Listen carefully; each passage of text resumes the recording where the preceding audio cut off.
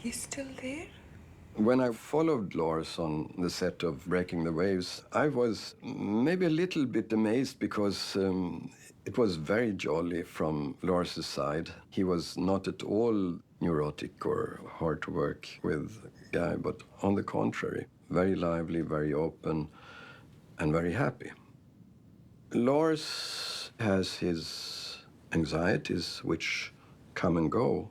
I've experienced it myself when I made this documentary on him. He was afraid of putting himself in front of the camera. He has never gone in an airplane. He is frightened of taking a flight. So therefore he seeks security in his work, in his art, and in the people close to him, like wife and kids.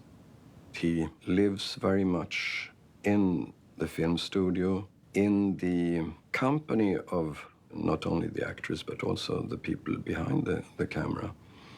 It's a little bit like Ingmar Bergman, who could have a very messy private life, but his life within the walls of the film studio or on a set was very, very ordered, and I think the same for Lars. Now, the difference between these two is that Lars' private life is quite in order as well. I mean, he lives a very bourgeois life with his wife and kids. But I think that it's a kind of special security in the work and on the set. Best.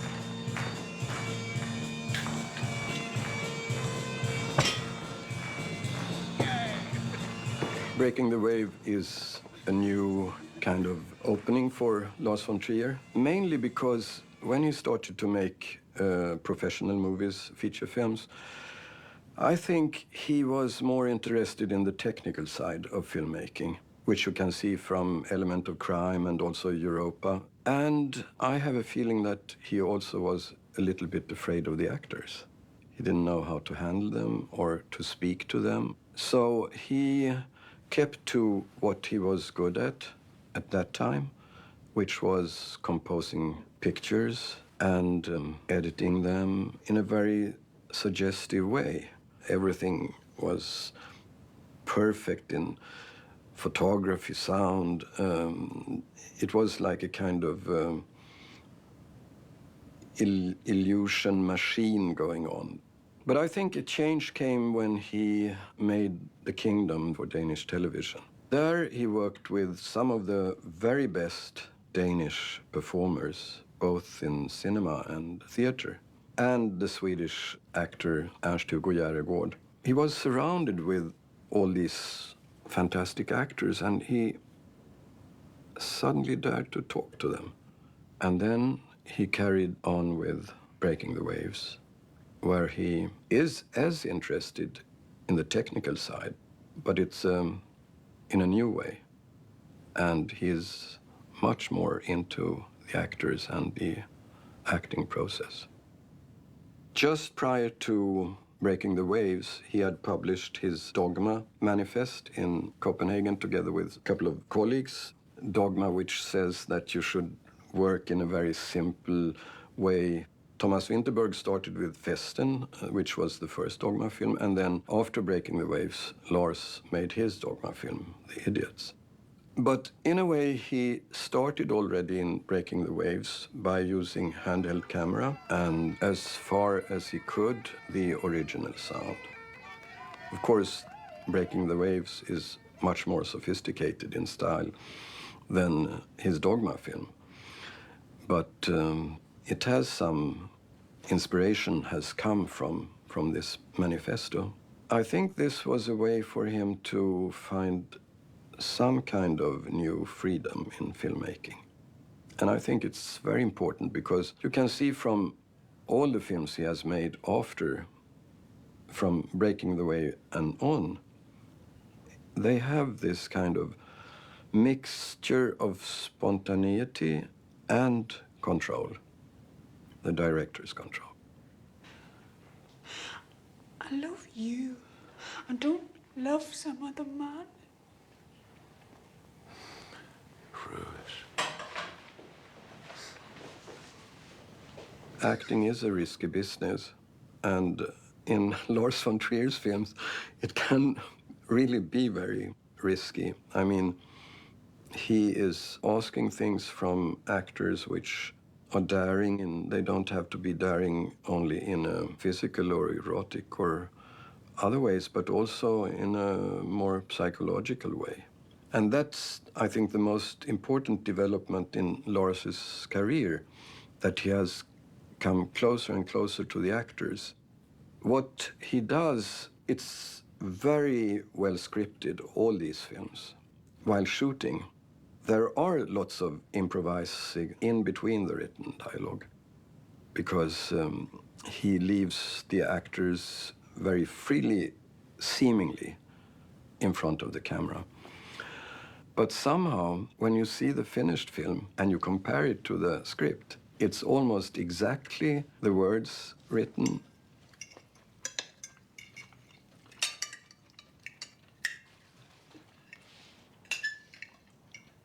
When are you going back? Oh, didn't you know Jan's going to stay at home with me and quit the rig because we're so happy? Bess, come on.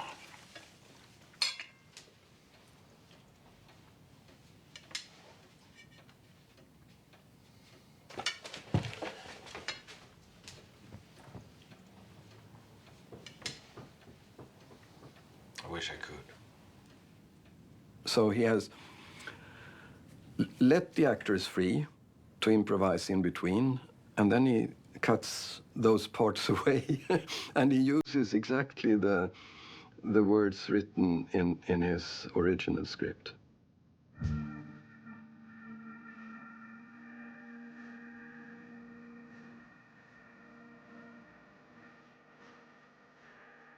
Breaking the Waves would have been quite another film if he had filmed it in a conventional way. Lars always allows himself to do with his films whatever he finds possible or useful. One of the old rules in filmmaking has always been that the actors should never look directly into the camera. One of the first times this happened was in Ingmar Bergman's Summer with Monica, where Harriet Andersson just turns her head and looks straight into the camera for a very long time. Something which I know that Lars, he likes that scene very much.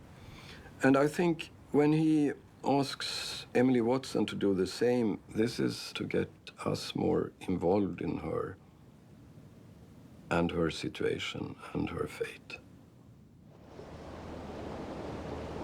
But you're with me now?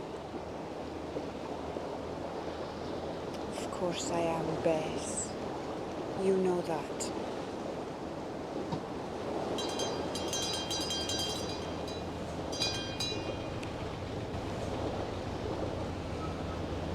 Thank you.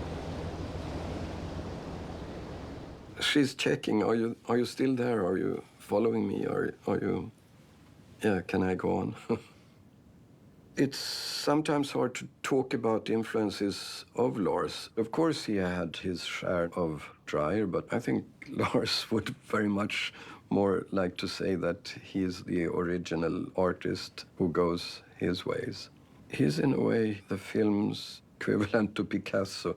He goes into his different periods. It's not his blue period, but it's his golden heart period. And when he has tried one way of expressing himself for a couple of times, he gets bored and he wants to try something else. All great film artists try to put the limits of their filmmaking a bit further every time, to challenge what they know. In filmmaking, he's not afraid. And that, I think, it's also his greatness, that he dares to do this.